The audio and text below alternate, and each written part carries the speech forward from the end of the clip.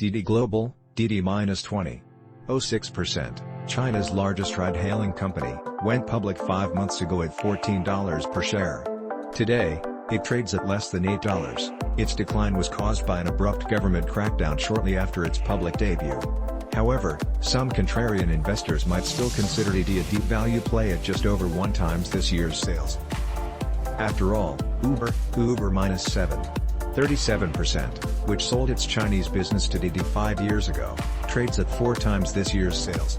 But will DiDi's regulatory challenges ever end? Or is this battered stock doomed to be delisted? Image source, Getty Images. How fast was DiDi growing? In 2020, DiDi generated 94% of its revenue from its Chinese mobility services segment, which provides its ride-hailing and ride-sharing services. At the time of its IPO, DiDi's growth rates looked promising. Its revenue rose 14% in 2019, fell 8% in 2020 as the pandemic spread, but surged 106% year-over-year in the first quarter of 2021 as those headwinds waned. DiDi posted net losses in 2019 and 2020, but it generated a net profit in the first quarter of 2021. Those improving fundamentals seemingly made it a more compelling investment than Uber, which is expected to remain unprofitable for the foreseeable future. Analysts had expected DiDi's revenue to rise 38% this year and grow another 19% next year. But those estimates were likely set before China's regulators cracked down on the company. DiDi also hasn't posted its second or third quarter earnings reports yet, so it's impossible to tell how badly the government crackdown actually hurt its business.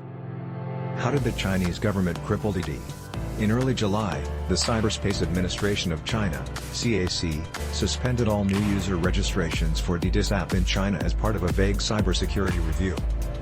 The CAC then ordered the removal of DiDi's 25 apps from all of China's mobile app stores. DiDi said the suspension and app removals were related to a problem of collecting personal information that violated the CAC's rules. Some analysts speculated that the CAC targeted DiDi to discourage other Chinese tech companies from listing their shares on U.S. exchanges. A recent Bloomberg report, which claims the CAC is pressuring DiDi to delist its shares from the NYSE over security concerns, seems to support that view. In late October, the Wall Street Journal claimed DiDi was considering a secondary listing in Hong Kong. That move could convince the CAC to lift its restrictions against DiDi, but it could also enable it to delist its U.S. shares, which would cut U.S. investors out of the loop before its business recovers. China's antirust agency, Transport Ministry, and Public Security Bureau recently released new guidelines that will force DiDi to collect lower commissions, provide better wages and benefits for drivers, and refrain from leveraging its accumulated personal data to take advantage of customers.